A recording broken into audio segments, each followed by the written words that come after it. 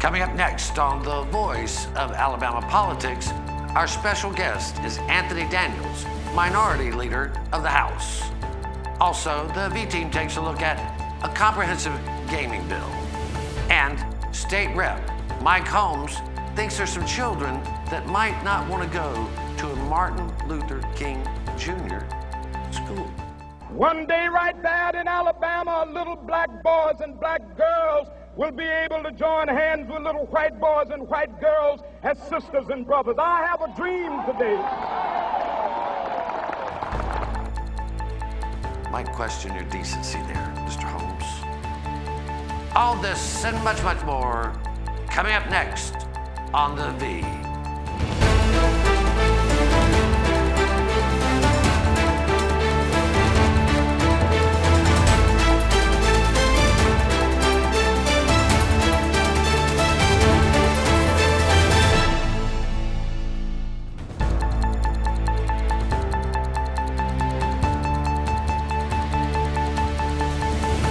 Welcome to The Voice of Alabama Politics, where we tackle the tough issues so you have the hard facts.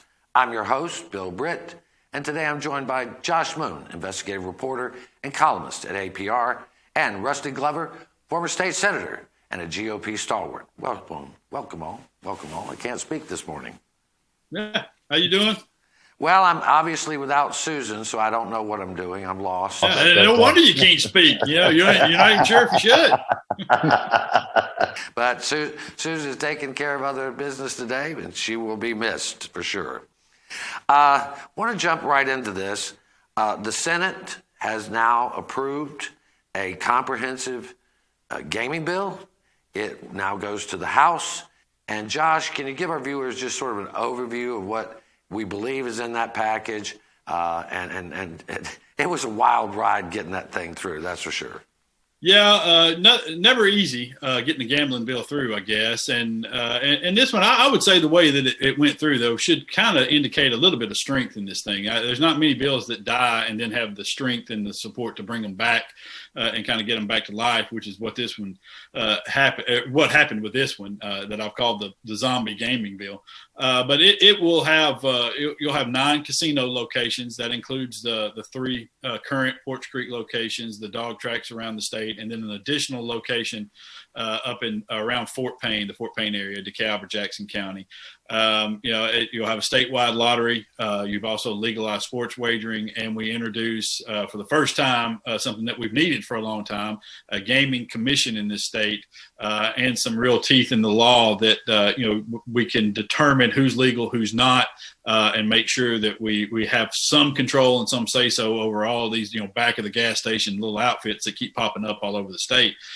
So it's a big bill. It's a big change for the state in terms of gaming. It doesn't legalize gaming because we've already got legal gaming here, but it legalizes gaming in a bunch of different areas, and it finally allows us to bring in some revenue. And I think at the end of the day, we're looking at somewhere between $800 and $1 billion a year in revenue off this gaming package. Well, in government, that's almost real money. For Alabama, it will be, for sure. Hey, Rusty, there was so much going on there, and you served a long time in the State House and were a senator who knows all the plays. That bill started off as one thing and failed, and then just kind of give us how it all played out, if you would. Well, you have 3 factions of those legislators, and I think it's the same pretty much in the House, where you have some that are against any portion of gambling. I was always in that crowd. I was very much against any expansion of gambling. But you also had those who were very protective of the dog tracks, the Macon, Whitehall, Green Track, and anything that would be a bill that would be a disadvantage to those. Well, those members that served in those areas were against. And then, of course, you had those who were for just a plain lottery. And so, and those, of course, that were looking that lived in the areas where PCI, Porch Creek Indians, had their locations. So right. You had so many different factions, 3 main factions, and it was very difficult to get the 3/5 majority to get anything passed. And that's why many people really, some people really just kind of gave up that this was really not going to happen. And of course, it's still going to be a battle in the House because they have to be really careful on what amendments are put onto the bill, or it will be lost in the Senate, because any changes to the bill will have to go back to the Senate. And it's a very, the Senate, of course, is very fractured on this issue, and it's very difficult to get them back together if there's any major changes that might, amendments that might be at a disadvantage to their faction. So that's where they are right now. And it's time will tell. There's enough time in the session for them to get it passed. But like I say, time will tell. Well, Josh, I mean, getting it through the House, would you give it a 50-50 chance, or what kind of chance would you get of it? No, I think that they've got the numbers currently to get it through there. I think it holding that together is a problem. I mean, you saw that in the Senate. Things happen, weird stuff happens, and because exactly what Rusty said, there are a lot of people with a lot of things at stake that they're trying to get in and out of these bills. And when you say that, I don't mean personally. I don't want to give the implication here that somebody's trying to get something personally out of it, but something for their district, that they're trying to make sure, if you have let's say a bingo operation in your district that's supporting several charities, well, you don't want to give that up, and you want to have, or at least you want to have some protection for those folks. And so I think that there'll be a lot of negotiating that goes on, most of it behind closed doors and out of view. That doesn't imply anything nefarious, but I think there's going to be a lot of negotiation. But I think generally going into this, they have a good, I think they're over the line in terms of votes that they need. So I think that they can get it done. It's just going to be a matter of holding on to those people that they really need and seeing where the chips fall. Okay. Well, I want to move on to the next subject. We got about a minute and a half. We might need to push this over to the next segment, but April 9th, 156 years ago, the Civil War ended. On April 15th, President Abraham Lincoln was assassinated 156 years ago. The Alabama State House is divided right now. There's a push to strengthen and penalize more for the Monument Bill. This bill, House Bill 242, sponsored by Mike Holmes, would impose greater penalties for those who even disparage. You can't even disparage a Confederate monument or any type of monument. You can't change school names without huge fines. Josh, you took exception to something that Mike Holmes said during the committee meeting for this bill. Yeah, well, I mean, during the committee meeting, he compared Martin Luther King Jr. to a Confederate general, and I mean, it's basically what he was saying was Representative John Rogers said that a lot of black children don't want to go to schools that are named after Confederate generals, and Mike Holmes responded, well, maybe some of these other people don't want to go to a school named for Martin Luther King, which is a very offensive and outright racist thing to say, I would say, and it's it is a fair thing for a person to say, I don't want to go to a school named after a person who fought for the enslavement and torture and rape and everything else of my ancestors, and the enslavement of other human beings. I think that's a very fair statement to say. And the idea that you couldn't go in and change these names of these schools to something, to names that better reflect our day and time right now is the most idiotic thing to me. And to me, it represents a position of power that you're trying to project over other people. And I just think it's a problem. Unfortunately, we're not going to have much of a discussion on that one. We're going to have to leave it right there. You're watching the voice of Alabama politics. We'll be right back with Anthony Daniels, Minority Leader of the House of Representatives.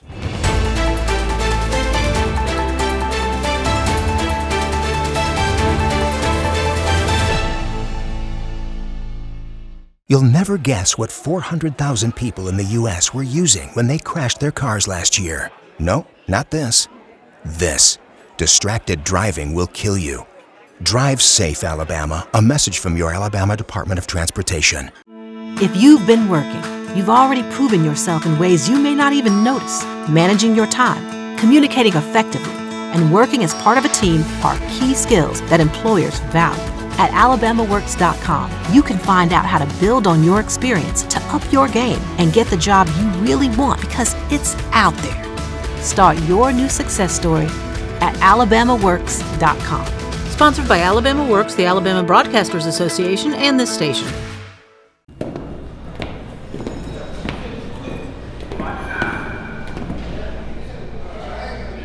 So you got caught speeding. But this time you got more than a ticket.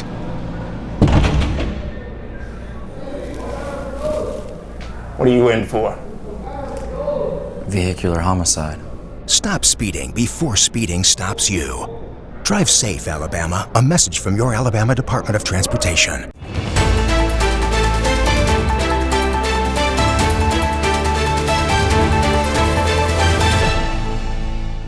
Welcome back to The V, the voice of Alabama politics. Our special guest today is House Minority Leader Anthony Daniels. Welcome, Representative Daniels. Thank you for having me. You and I talk from time to time, and just like I talk with the leadership of the Republican Party, the Republicans seem to be awfully happy with how the session is going. As the minority leader and a representative of the Democratic caucus, the leader there, how are you feeling about the session? Well, I'm a little lukewarm about the session thus far.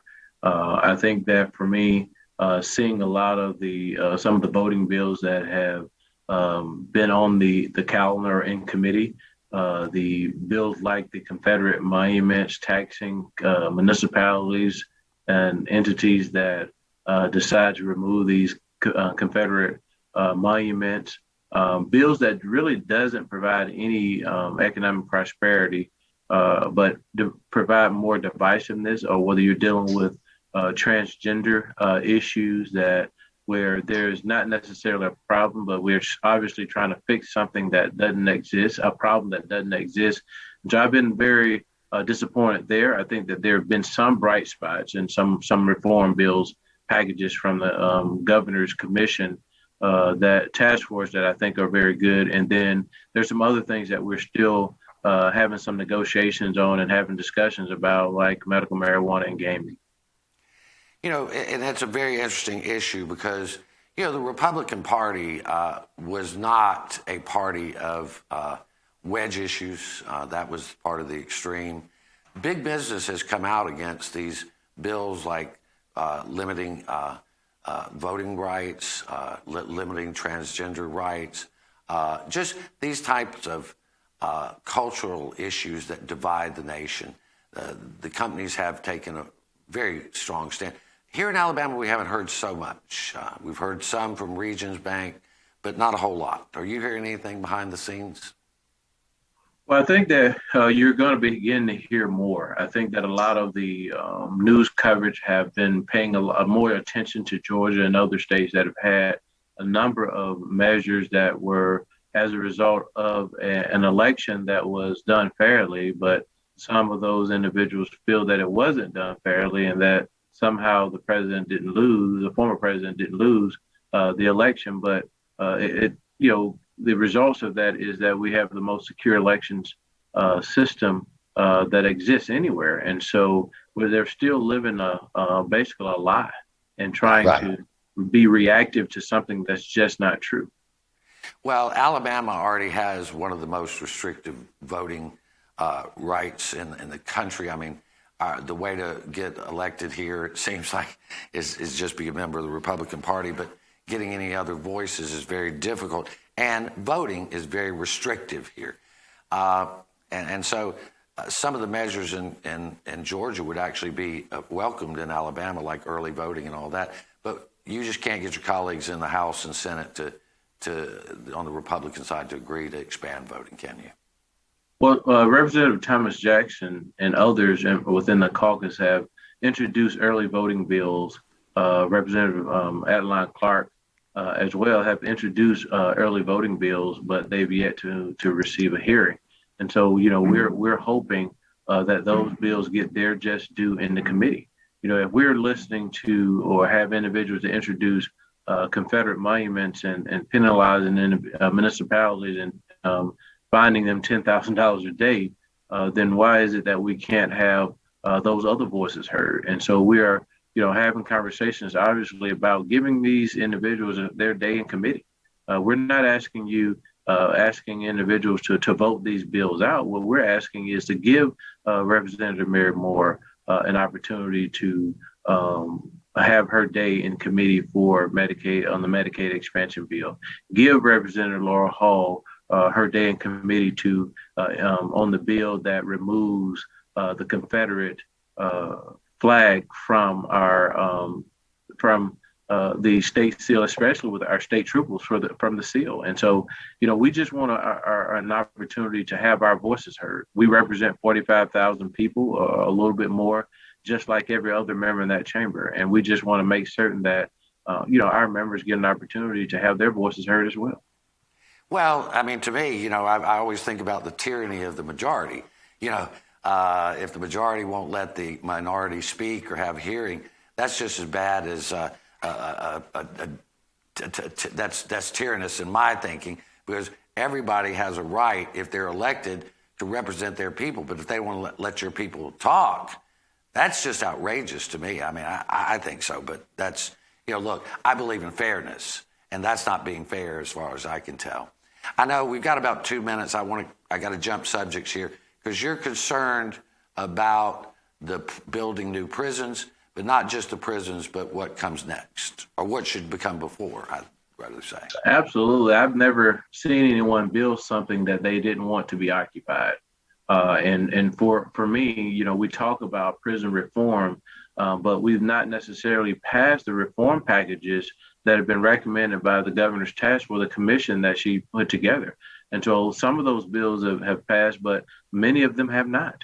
And so if we're going to be serious about reform, we can't continue to pass bills that increase the criminal penalty for crimes, moving from misdemeanors to Class C felonies. That's not solving the problem. That's being reactive to isolated incidents that have happened in other places. And so we gotta operate on giving individuals second chances. I'm not saying that individuals, we can't continue to focus on reform and just name only and not reality. But the prison situation concerns me because, it's $3 billion. I mean, that's something that my kids and grandkids are going to be have to deal with during their time. It's just a 30-year, renegotiating the lease every year for 30 years. I know that, for me, in business and private business, I don't know any building that's going to give you the same amount or the same lease every year if you're renegotiating every year for 30 years. Right. It's going to increase in cost. And so we're saying $3 billion, but we really don't know. It could be more than that. Well, it seems like to me that there are a lot more issues that need to be discussed. There's only a few days in session. I want to thank you for joining us today, and I think you should definitely push to get your constituents' voices heard and your members heard. I want to thank you for your service to the state. Well, I want to thank you for the opportunity. Thank you for the time. We are in, having conversations about letting those members get their voices heard, but we're going to continue to push the envelope until they are able to represent the interests of their constituents. Thank you, sir. Thank you. You're watching the voice of Alabama politics. Our very special guest today has been Anthony Daniels, Minority Leader of the House of Representatives of Alabama. We'll be right back.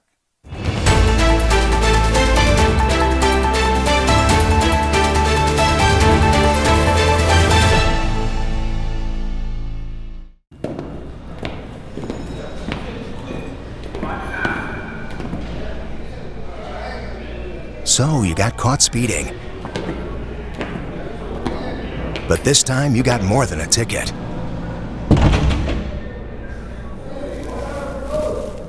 What are you in for? Vehicular homicide. Stop speeding before speeding stops you. Drive safe, Alabama. A message from your Alabama Department of Transportation.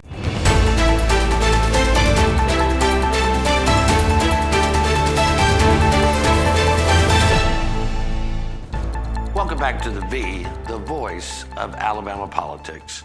I don't want to belabor this point, but last week we had a discussion about Congressman Mo Brooks, who's running for Senate, and it was brought up that he had one accomplishment, and that was getting a post office renamed. That's the only legislation he's had passed. But the viewer reminded me, and I don't know if they were saying this sarcastically or if they were proud of it, but said, no, Representative Brooks did have another accomplishment. He was able to get a pardon for Ed Henry, and Ed Henry was a state representative who confessed to Medicaid. He was charged with Medicare fraud, and he admitted to fraud using government property, right, Josh? Is that what we have? Yeah. He did in fact admit in open court that he did it. So we pardoned the guy who said, "Yeah, I did it." So that's great accomplishment, Mo. Well, anyway, that was what one of our viewers brought up. I thought it was kind of interesting to bring back. I know that Secretary John Merrill has so far weathered a very, very tumultuous storm, and I have to say that after last week, I spent a lot of time thinking about Secretary Merrill and his responsibility as a Secretary of State to oversee our elections. And I came to the point of believing that since he had lied to the people of Alabama and lied to his loved ones about this affair, that he was no longer fit to serve as Secretary of State, even though I like John personally, and I think that he deserves grace and forgiveness, but he also has to pay the consequences. So I have called for him to resign his office so we know we have safe and secure elections. I don't know if y'all want to chime in on that, or we just keep moving on. Well, I don't think you're alone with that. Ultimately it will be his decision or the legislature's decision. I'm not sure if they want to tackle an impeachment at this juncture with so much going on with redistricting and possible prisons. They may go to special session if the gambling bill doesn't pass. So I don't see the legislature really getting involved. I think it's pretty much in his court to decide. But I think there are others that do share that thought. Yeah, it's just tough, Josh. I mean, it's tough. We all know him and have liked him. It's tough to happen, but it just seemed like for the good of the state, the guy would step aside and let somebody else lead the elections and serve out the rest of his term. Yeah, I would say, I think that we have the same view of this is, that at this point, given what's taking place, I think there's going to be a lot of questions. He's going to face a lot of criticism, and I think it's going to be tough to do the job. And that's without anything else dropping out of the sky on him, which I think is, very unlikely at this point with the number of people who are digging and all the rumors that are out there that something else isn't going to fall from the sky on top of his head. And so, to me, you get out from under it, take a little bit of a break, and come back in a couple of years, and you've got a much better shot at moving on and moving up. Where now I think if he hangs in there, he's going to have some problems. Yeah. Well, we all have enemies, and the enemies come out, and Lord knows our inboxes and have been filled with accusations, nothing that we certainly can prove. But again, I think for the betterment of the state and to guarantee that our elections are properly executed, we need for the Secretary to step down. One of the things that did come out of, got a favorable report, it came out of the Senate. It now has a favorable report out of the Health Committee in the House. It also got one from Judiciary. I mean, Rusty, what do you see in this medical marijuana bill? I mean, this is a very restricted bill, but there's a lot of people in Alabama who do not want to see medical marijuana come see the light of day. That's very true. I remember when I was in the Senate, we had the two cannabis oil bills that came through, and we had a lot of emails and contact from constituents saying, well, this is going to lead to this is going to lead to medical marijuana. And we says, no, that's not what they say. We're going to pass this, and this is going to help these children. Came back with another bill similar to that to expand it. Detractors saying they're pushing for medical marijuana. They're pushing for recreational. No, they're not. This is it. And then they come back with this. And so I know what the legislators are getting. I see the slowdown in the House, maybe primarily because of the pushback that they're getting from constituents, because it was quite a bit. However, some of the most compassionate, tearful stories that and letters that I read, correspondence from constituents, were those who have tried other ketamine medications and it didn't work. And this is what they feel like is their only hope. So So I think most people do have compassion for those folks. They want to just make sure this bill is tight. They don't want to go to, there's some that want to go to recreational marijuana. I do not. And I think most of Alabamians do not, especially after there's more news this week about Rod Bramlett and the car accident in Auburn. And we certainly don't want any more impaired drivers from that. But this is a tighter bill. Bill Melson, Senator Melson, Senator Melson and Representative Ball were against this measure in the past.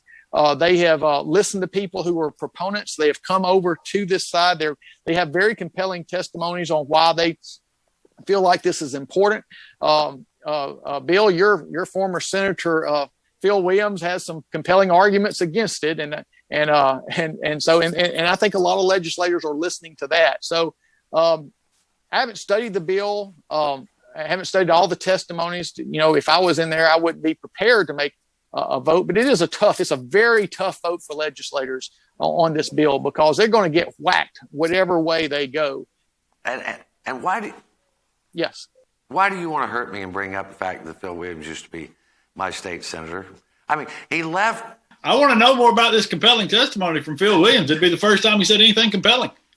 Well, it'd be not the first time he was about to have to give testimony either. But we're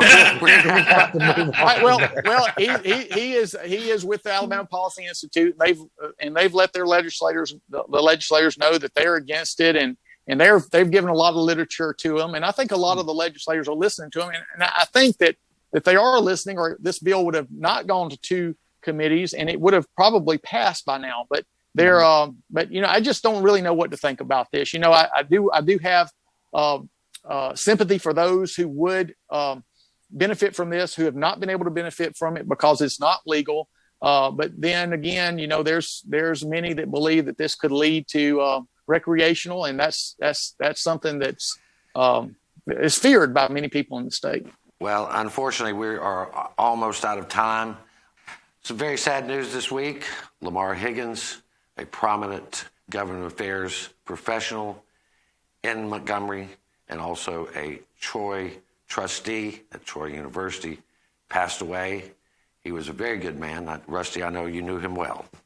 Oh, very well. I met him when I first was elected back in 2002, and he was always trustworthy. His word was gold, and that's very valuable for legislators. He was a good, very close friend, and he will be sadly missed. He will indeed be missed. Well, I want to thank you for watching the voice of Alabama politics. You watch us because we watch them.